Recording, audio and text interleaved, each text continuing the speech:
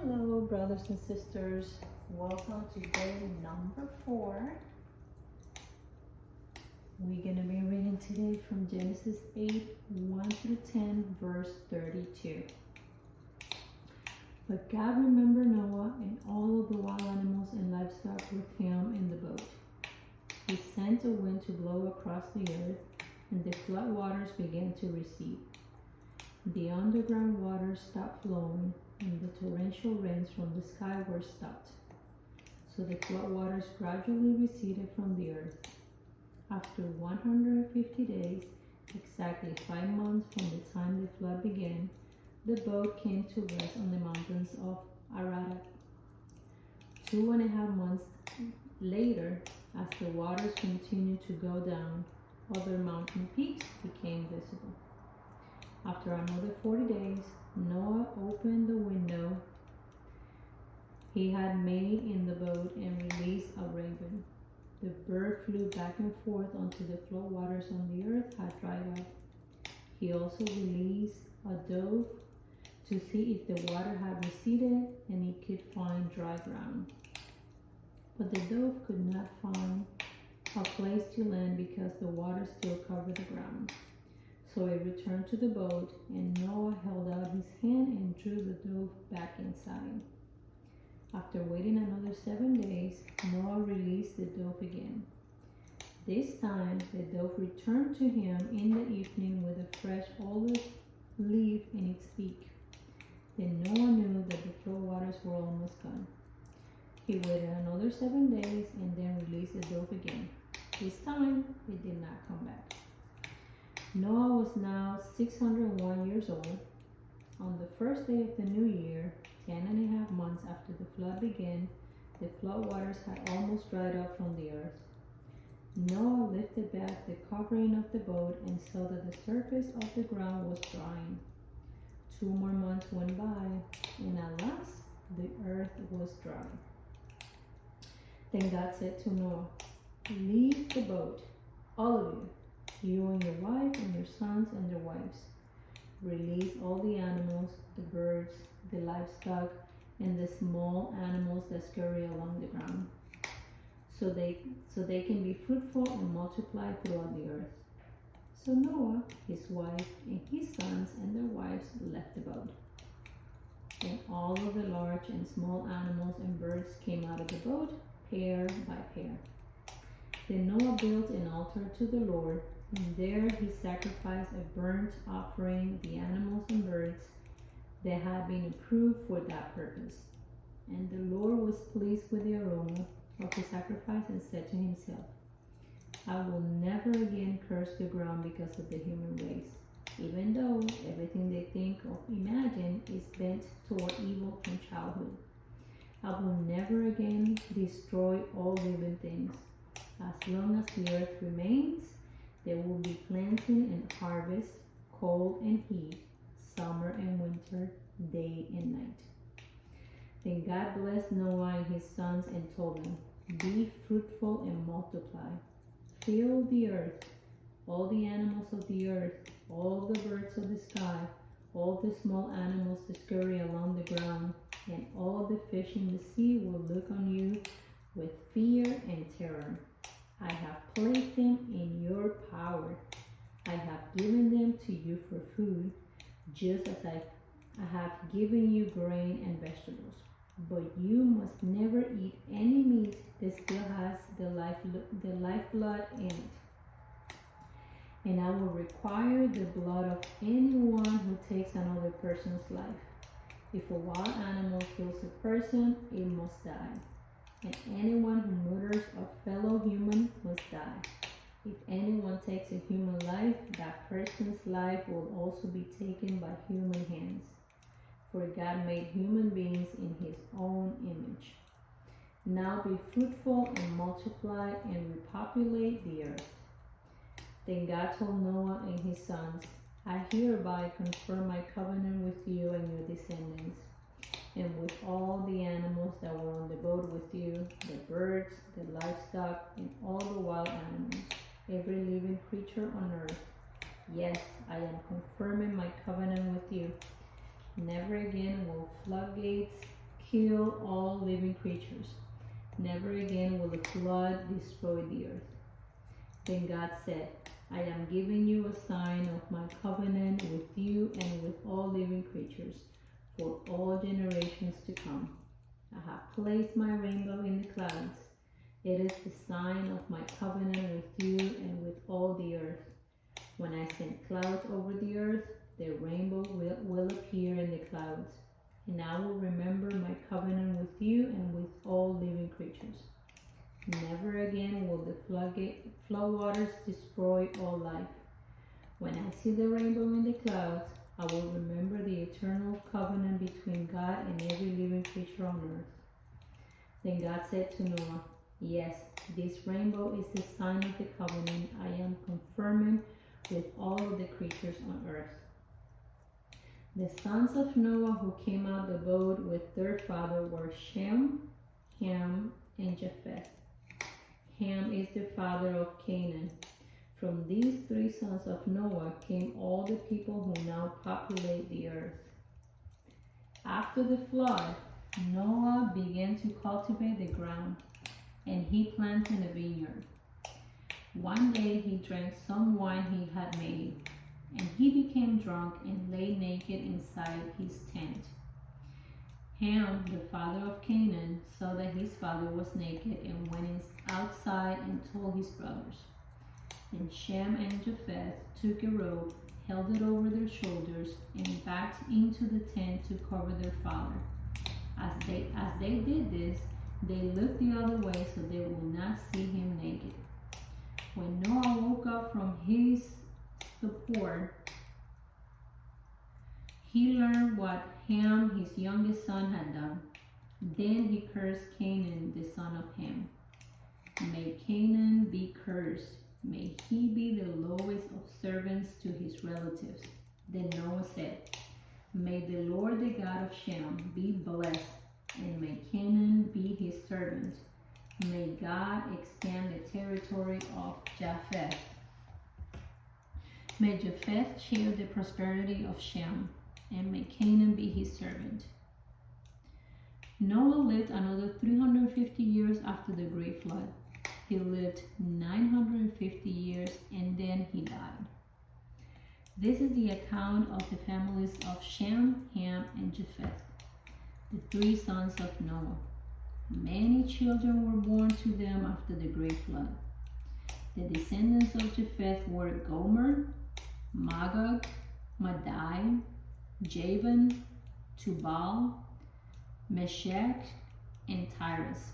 The descendants of Gomer were Ashkenaz, Riphath, and Togarmah. The descendants of Javan were Elisham, Tarshish, Kittim, and Rodanim.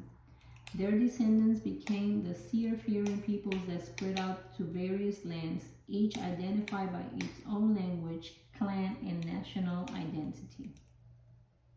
The descendants of Ham were Cush, Mizraim, Put, and Canaan.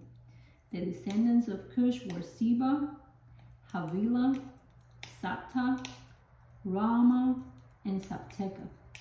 The descendants of Raamah were Sheba and Dedan. Cush was also the ancestor of Nimrod, who was the first heroic warrior on earth. Since he was the greatest hunter in the world, his name became proverbial. People would say, this man is like Nimrod, the greatest hunter in the world. He built his kingdom in the land of Babylonia with the cities of Babylon, Erech, Akkad, and Calneh. From there, he expanded his territory to Assyria, building the cities of Nineveh, Rehoboth-ir, Calah, and Resen, the great city located between Nineveh and Calah. Mizraim was the ancestor of the Ludites, Anamites, Rehabites, Raphthites, Parusites, Casluhites, and the Caphtorites, from whom the Philistines came. Canaan's oldest son was Sidon. the ancestor of the Sidonians. Canaan was also the ancestor of the Hittites, Jebusites, Amorites, Girgashites, Hivites, Archites, Sinites, Arvadites, Semarites, and Hamathites. The Canaanite clans eventually spread out, and the territory of Canaan extended from Sidon into the north to Gerar and Gaza in the south, and as east as far as Sodom and Gomorrah, Admah and Zeboim near Lasha. These were the descendants of Ham, identified by clan, language, territory, and national identity. Sons were also born to Shem, the older brother of Japheth. Shem was the ancestor of all the descendants of Eber. The descendants of Shem were Elam, Ashur, Arphaxad, Lud, and Aram. The descendants of Aram were Uz, Hol, Gether, and Mash. Arphaxad was the father of Shelah, and Shelah was the father of Eber. Eber had two sons. The first one was named Peleg, which means division, for during his lifetime the people of the world were divided into different language groups. His brother's name was Jotan. Jotan was the ancestor of Almodad, Shelef, Hazarmaveth, Jerah, Hadoram, Uzal, Dikah, Obal, Abimael, Sheba, Ophir, Havilah, and Jobab. All these were descendants of Jotan. The territory they occupied extended from Mesha all the way to Sephar in the eastern mountains. These were the descendants of Shem, identified by clan, language, territory, and national identity.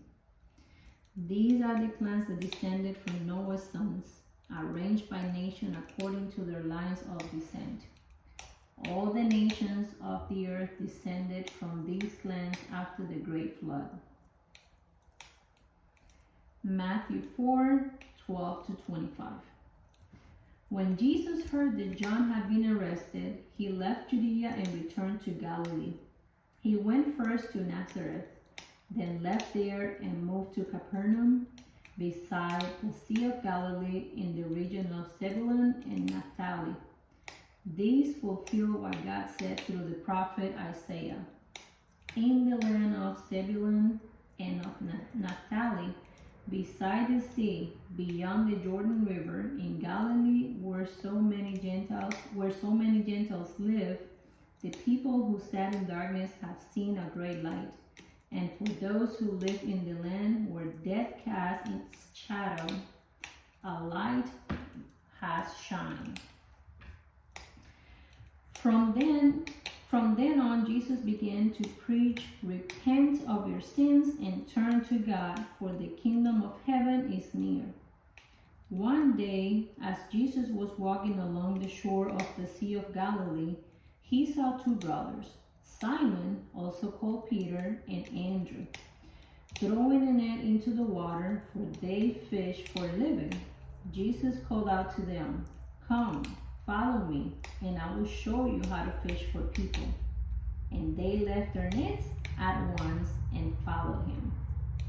A little farther up the shore, he saw two other brothers, James and John, sitting in a boat with their father Zebedee, repairing their nets. And he called them to come too. They immediately followed him, leaving the boat and their father behind. Jesus traveled throughout the region of Galilee, teaching in the synagogues and announcing the good news about the kingdom. And he healed every kind of disease and illness. News about him spread as far as Syria, and people soon began bringing to him all who were sick. And whatever their sickness or disease, or if they were demon-possessed or epileptic or paralyzed, he healed them all. Large crowds followed him wherever he went.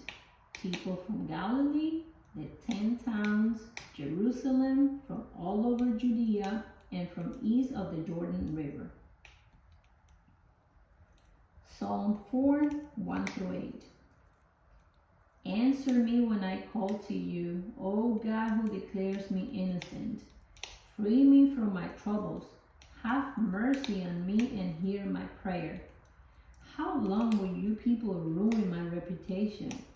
How long will you make groundless accusations? How long will you continue your lies? You can be sure of this. The Lord set apart the godly for himself. The Lord will answer when I call to him.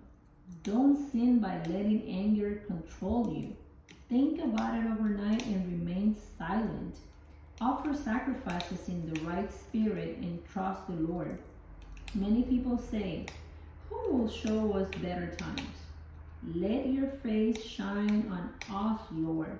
You have given me greater joy than those who have abundant harvest of grain and new wine. In peace I will lie down and sleep, for you alone, O Lord, will keep me safe. Proverbs 1, 20 and 23.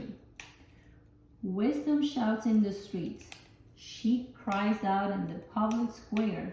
She calls to the crowd along the main street, to those gathered in front of the city gate. How long, you simpletons, would you insist of being simple-minded? How long will you mockers relish your mocking? How long will you fools hate knowledge? Come and listen to my counsel. I'll share my heart with you and make you wise. And that concludes our day number 4, which, by the way, it's my birthday, so happy birthday to me. And I am so happy that this year I'm actually spending my day starting with reading the Bible with you. So you have a great day. God bless you. Go and celebrate in my name. See you tomorrow.